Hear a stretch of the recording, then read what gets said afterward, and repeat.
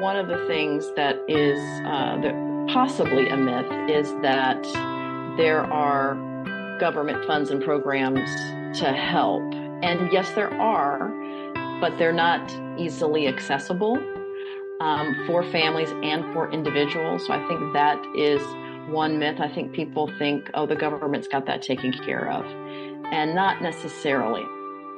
Welcome to the 9th episode of Accessibility Now, stories about accessibility in Georgia.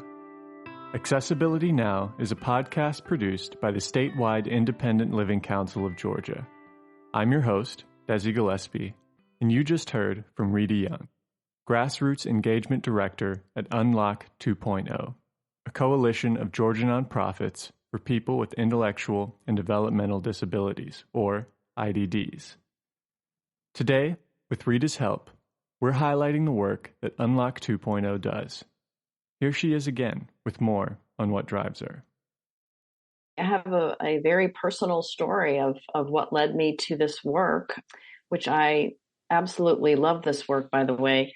I have 2 adult sons that are autistic, and so they are the ones that inspire me to do this work, and more importantly than that, inform me about this work and this community. And so they are the ones that sort of, in their way, in our path together, led me to this type of work. And I just can't imagine not doing this. So I started in this field probably a little bit more than 20 or so years ago, working in information and referral for an organization called Parent to Parent of Georgia. And then I moved to another nonprofit. So my background is in nonprofit. And for the last 9 years, I've been working on my own as a freelance consultant. But in my nonprofit work, I had a dream job in that I coordinated a program called Partners in Policymaking in Georgia for about 11 years. And that is it was a program for self-advocates and family members. And it was sort of a complete education about disability issues, best practices, most importantly.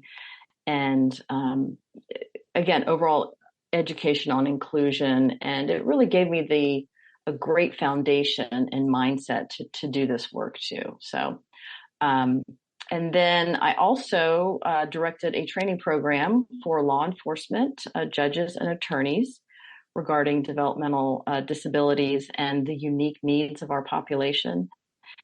And so that was also very gratifying to do that work as well. And then most recently, working in advocacy for Unlock 2.0 as the Grassroots Engagement Director, working to build a coalition, a statewide coalition to monitor home and community-based issues here in Georgia and then also nationally as well. So a lot of work to be done, a lot of really great work, and I am absolutely grateful for it.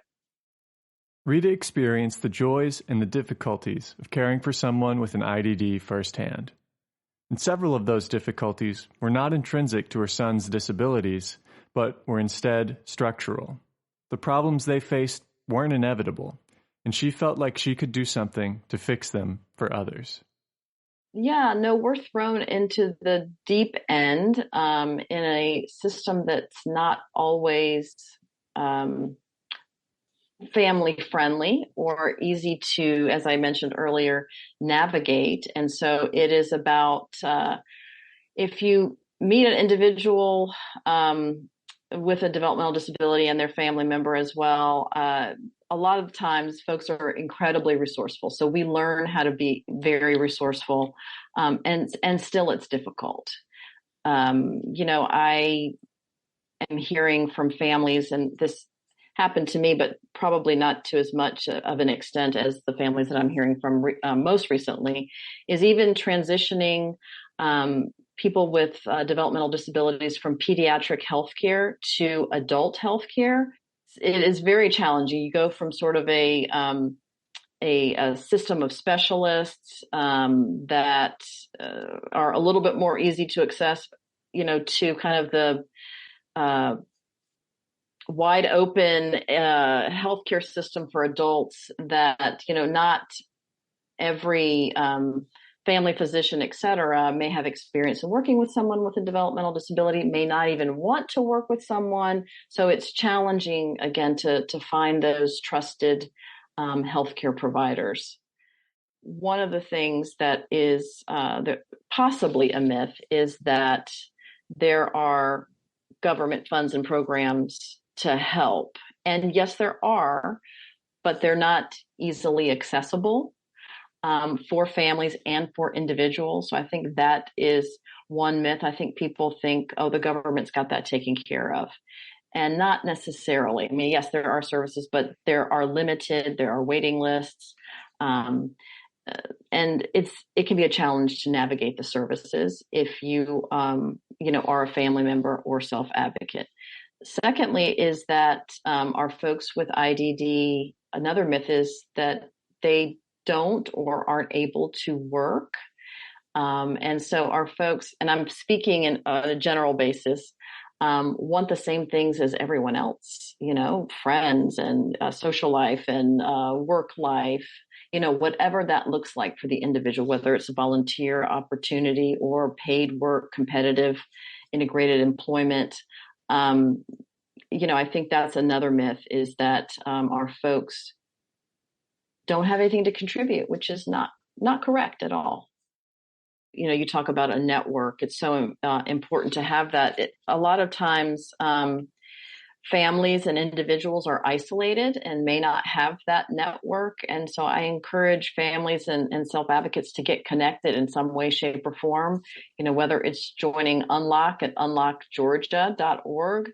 We're also on Facebook and Instagram, coming to a coalition meeting. There you'll meet other individuals that are like-minded and that could possibly help. Coalitions are umbrella groups of several nonprofits that come together for a common goal. It's not often the same as a community-based nonprofit, holding events or providing services like the SILs we've covered, but the larger scope provides an opportunity to have an impact on a wider scale. Unlock 2.0 is a relatively new initiative. We started August 1st of 2022, so we haven't hit the year mark yet. We are a project of the Georgia Council on Developmental Disabilities, and we are administered by In Community. And I actually have our mission and vision here. So our mission is, through advocacy, we engage and educate key stakeholders to expand and enhance home and community-based services to fully support Georgians with intellectual and developmental disabilities. And then our vision is Unlock 2.0 envisions an equitable society where the humanity of people with intellectual and developmental disabilities is recognized, respected, mental, emotional, spiritual, and social needs are met, and all contributions of people with IDD are valued. And so as a coalition, we have a steering committee, and the steering committee created, as a team effort, our mission and vision statements. The individuals that are supporting the project, we're looking for a broad-based coalition of many different organizations to come together sort of under one umbrella.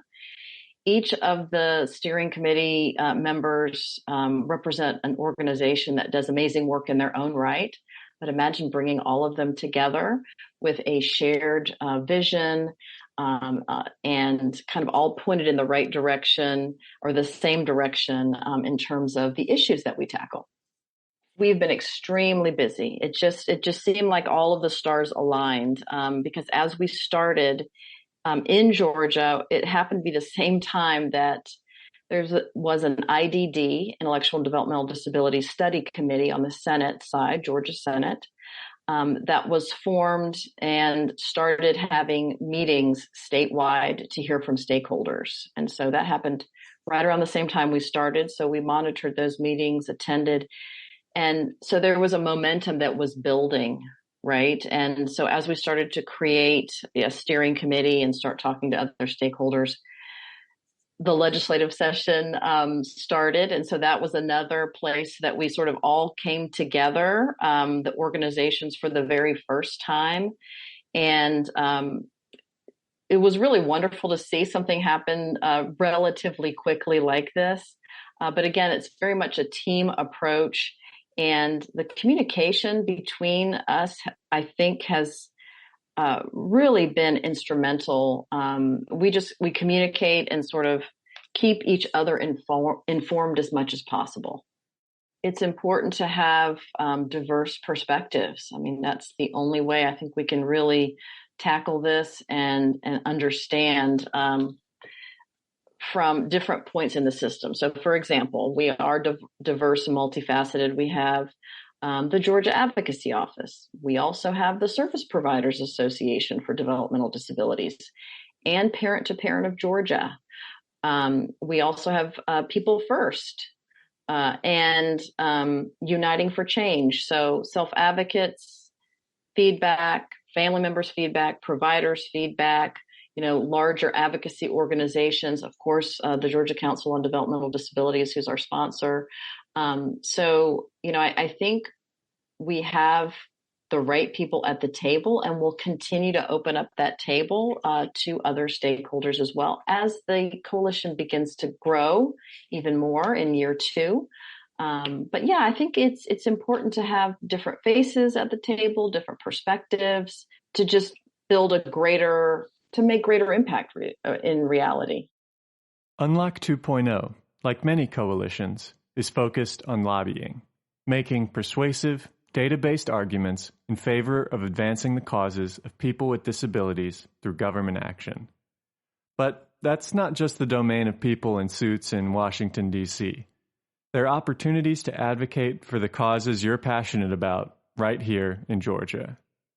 So if individuals are interested in legislative advocacy, for example, we will have opportunities, as we had this year, to perhaps either come to the Capitol during the legislative session and speak to legislators about our agenda for the next year.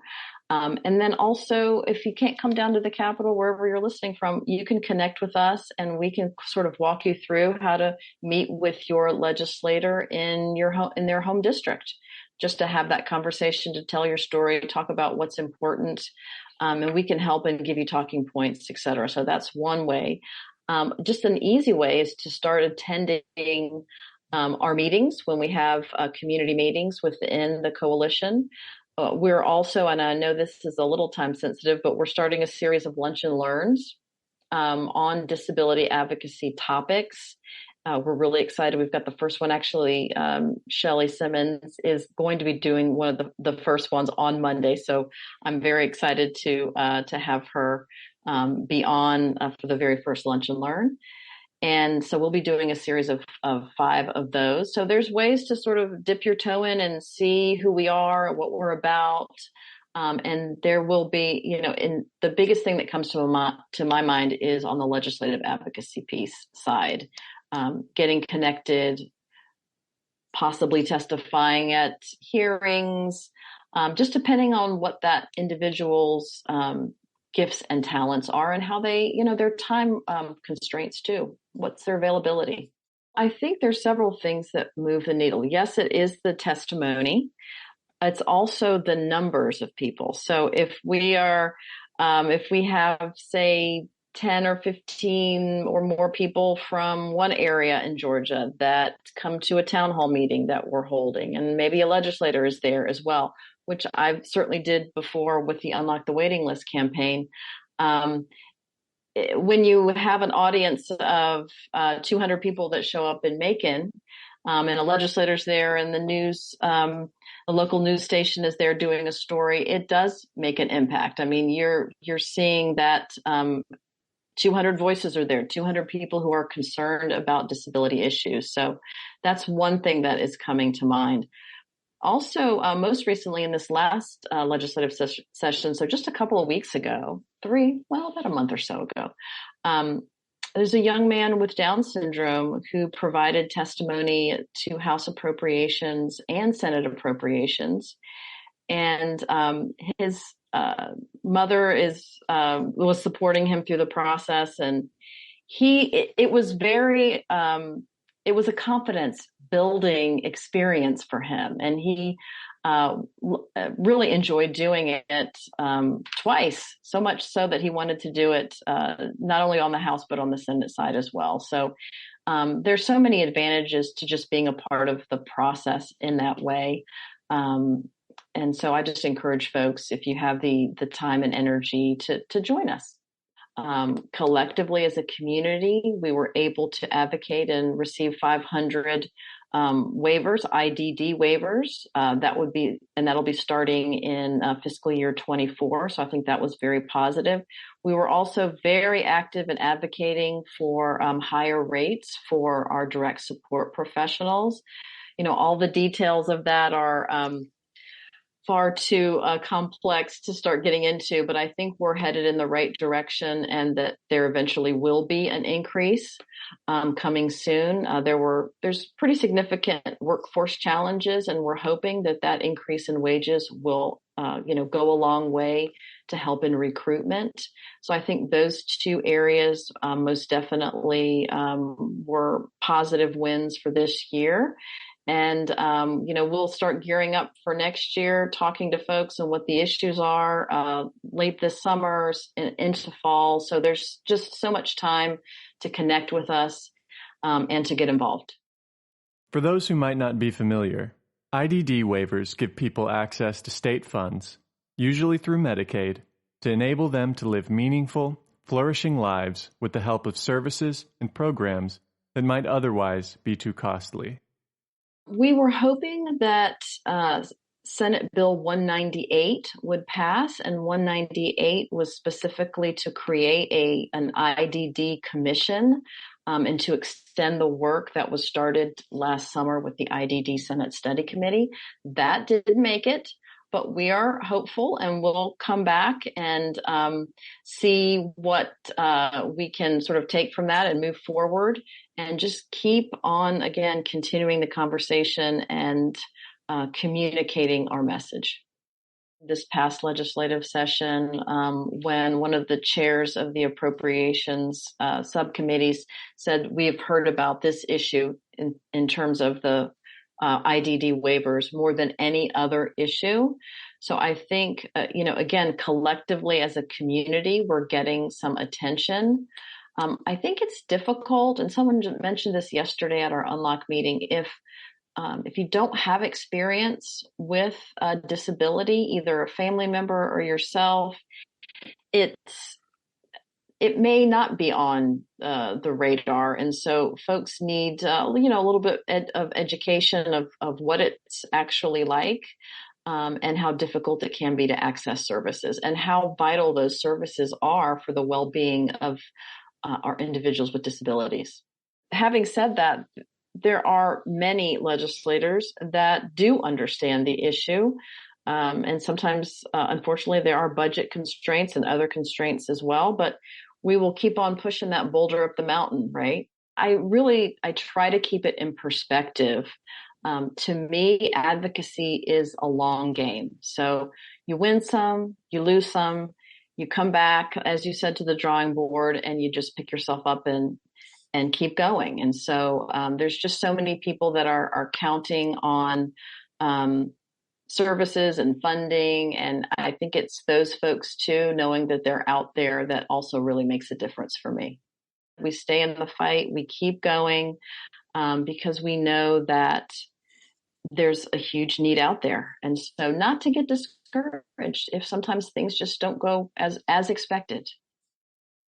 And what a sentiment to end on. For more information on Unlock 2.0, you can visit unlockgeorgia.org. Thank you to Rita for speaking with us for today's episode. And thank you for listening to Accessibility Now, stories about accessibility in Georgia. Accessibility Now is a podcast produced by the statewide Independent Living Council of Georgia. If you want to find out more about that organization, you can visit us at silkga.org. That's silcga.org. This has been your host, Desi Gillespie. And I just want to close by reminding you that a Georgia that includes everyone is better for all of us.